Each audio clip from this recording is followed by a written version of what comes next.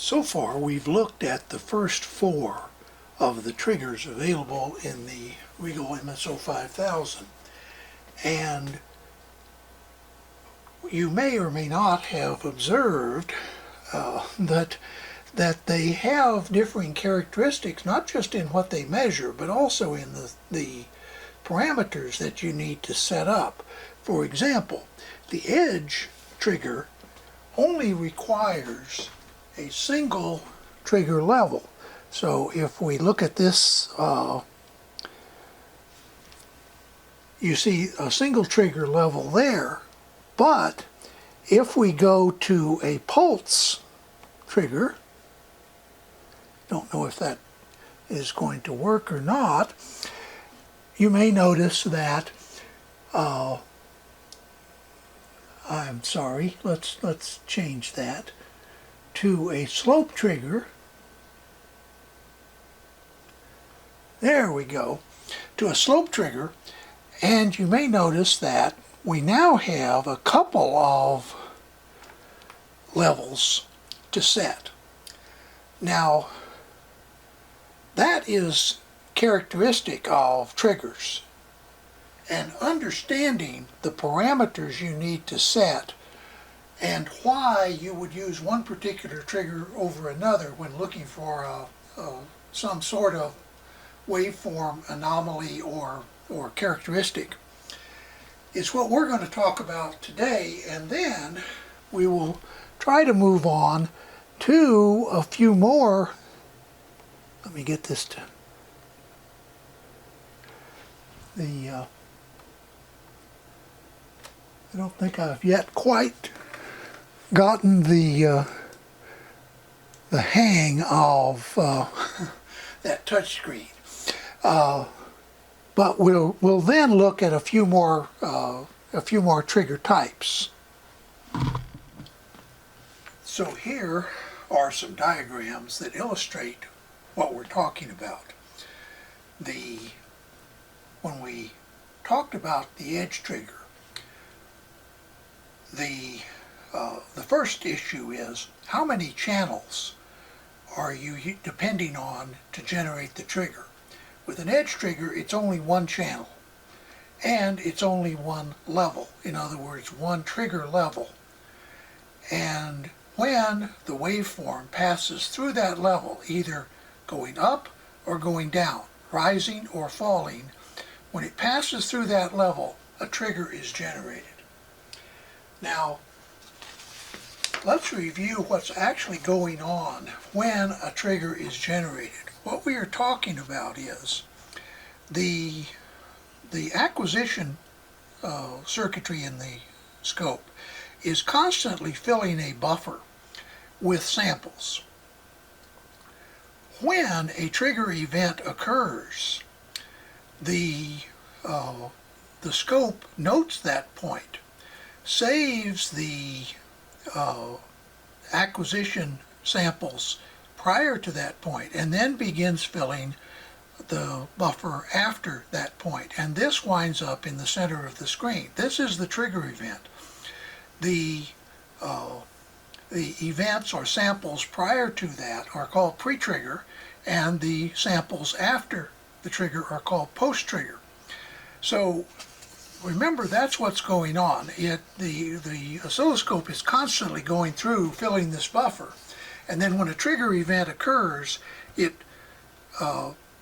knows to put that spot in memory in the middle of the screen. So now back to this diagram. Remember that when we did a slope trigger, we had to set a level A and a level B, but once again, only one channel. When we do a pulse trigger, we are only setting a one level, but the pulse width is measured from the point where that trigger level crosses the waveform, but in this case it crosses it twice. In other words, to have a pulse, it has to pass through the trigger level, and then it has to pass through the trigger level again. Now this can be rising and then falling, or it can be falling and then rising, but there have to be two crossings of the trigger level to trigger a pulse trigger. Later we will see that with a delay trigger, you actually have two different channels. And what you're looking for is the delay between one channel and the next. Now, I point out a lot of the terminology on triggering sounds a lot like measurements. We aren't talking about measurements. We're talking about generating the trigger event that we talked about here. And later we'll talk about measurements. But for right now, we are saying we would like to trigger the oscilloscope when this delay between channel 1 and channel 2 is a particular value, or greater than a particular value, or less than a particular value. So let's take a look at the triggers in the MSO5000 and how they kind of stack up in this respect. Here are the triggers that are available in the MSO5000. This column is the type or the name of the trigger. The next column is the number of channels, and not always one or two channels. Sometimes you can have as many as 20 channels involved in a trigger. And then how many levels. And understand that there can be levels, as we talked about in the pulse waveform, but there are also sometimes edges. An edge is defined as where the waveform crosses a trigger level. So this is an edge, and this is an edge. Let's take a look at some of these in a little more detail. We've already noted that the edge trigger is a one-channel trigger, and it only has one level. So also is a pulse trigger. It only has one level, but it has two edges. A slope trigger has one channel, and by the way, the A means it must be an analog channel. The edge and pulse can be digital channels if you have the logic analyzer probe for the oscilloscope. It's an optional extra, but if you have it, you can use those channels as well for edge and pulse. But you can only use analog channels for slope. You can only use analog channels for video.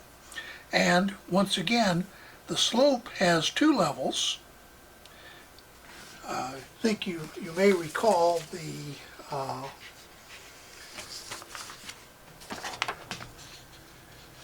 slope was the time from when the waveform crosses one level until it crosses the other level. So it can be a positive going slope or it can be a negative going slope. But nonetheless, there are two levels in a slope trigger. Now, why do we go to the trouble of classifying all of these various triggers? Why don't we just learn how to use them and get on with it? Well, you can do that. There's nothing wrong with just trying to memorize them. But most people find that if they can classify the tools in their toolbox, like over here on the left, those are the wrenches, and over on the right are the hammers, that they then know where to look. If you've got a nail, you don't reach for a wrench. If you've got a bolt, you don't reach for a hammer. And that's what we're doing here. We're classifying them so that we'll know which tool to reach for when we get to a point in our analysis that we need to look for some particular waveform or some particular characteristic of a waveform. For example, sometimes we might want to look for a runt pulse. A runt pulse is something that is supposed to go from one level to another level, but instead it only gets part way there. Later we may talk about why that might happen, but this is not an uncommon situation in a new design where you encounter runt pulses. The problem with a runt pulse is maybe you were depending on this edge to trigger something else. Well, if it never reaches that level, then this sample, this clock time or whatever this represents, is missing in your operation. And we look for runt pulses by using two trigger levels. I'll kind of jump ahead because we'll talk about runt triggers later, but basically a runt trigger means something where the waveform goes through one level, but before it goes through the other level, it returns to the original level. So let me say that again. It goes through a lower level, or in the case of a negative runt, the upper level, but it goes through one level and then returns to that level without ever going through the second level. The good pulses go through one level and the second level before returning back to this original level. So they are not runts. Two levels, one channel. Here now is a set up and hold trigger.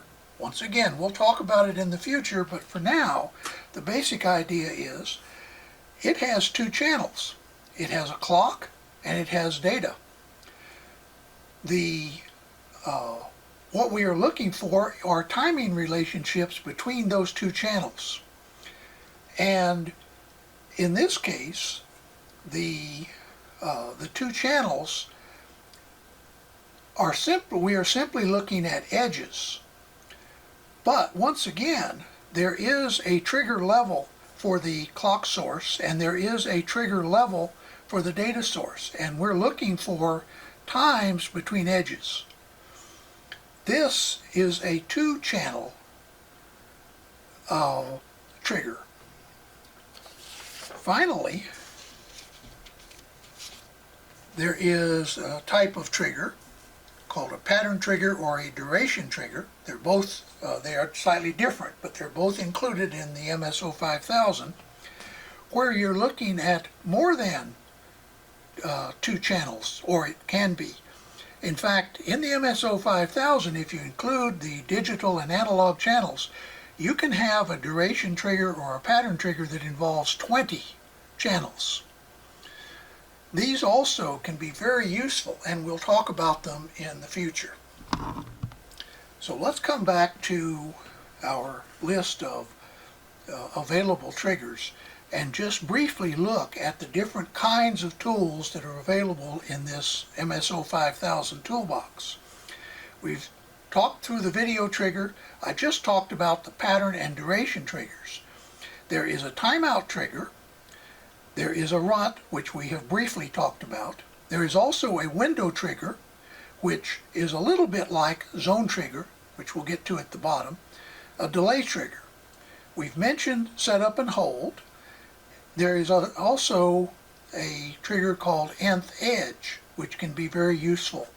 It basically counts edges and triggers when you reach the nth edge. Then there are a series of triggers that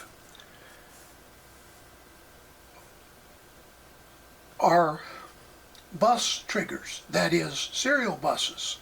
An RS-232 bus generally is you're only triggering on one channel and you only have one level.